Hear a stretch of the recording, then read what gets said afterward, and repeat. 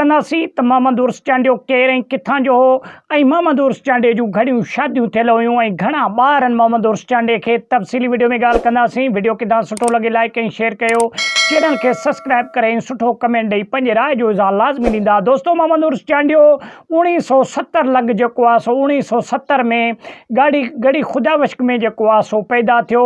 मोहम्मद उर्स चांडियो जी उमिरि तक़रीबन जेको आहे सो 40 खां 50 साल उमिरि हूंदी।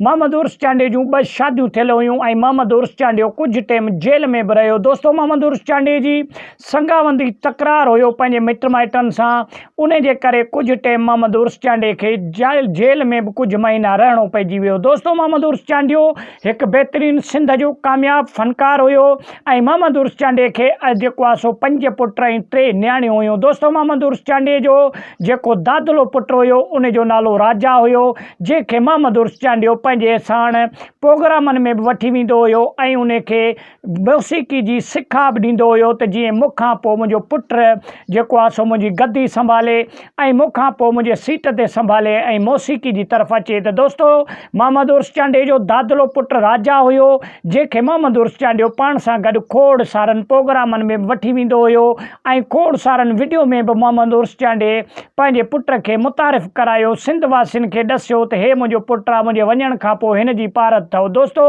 मोहम्मद उर्स चांडियो हिकु बहितरीनु सिंध जो फ़नकार हुयो ऐं मोहम्मद उर्स चांडियो पंहिंजे मौसीक़ी जी सिखा जेका आहे उहा मोहम्मद जलाल चांडियो खां वरिती हुई। दोस्तों, जलाल चांडियो सिंध जो हिकु बहितरीनु फ़नकार हुयो, जंहिंजा हज़ारे शागिर्द आहिनि सिंध में, जेके अॼु ताईं बि कामयाबीअ सां जेको आहे सो हिन सिंध धरतीअ खे कलाम ॿुधाए ऐं मस्त जेको आहे सो कनि पिया।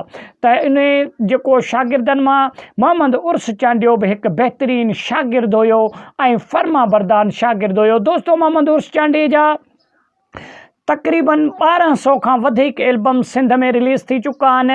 मोहम्मद उर्स चांडियो जॾहिं मौसीक़ी जी तरफ़ आयो त उन टाइम रेडियन जो जेको आहे सो दौरु हुयो ऐं PTV जेको आहे सो PTV हलंदी हुई। PTV ते बि हिननि जा गीत नशर थींदा हुया ऐं उन खां अलावा रेडियो पाकिस्तान ते हिननि जा गीत नशर थींदा हुया। दोस्तों, पोइ आहिस्ता आहिस्ता टाइम गुज़रंदो वियो। पोइ जॾहिं डिजिटल मीडिया आई, जॾहिं मोबाइलूं आयूं, जॾहिं ॿिया TV चैनल खोड़ आया, त पोइ उन्हनि TV चैनलनि ते बि हिननि खे जेको आहे सो मौसीक़ी जी तरफ़ आयो वियो।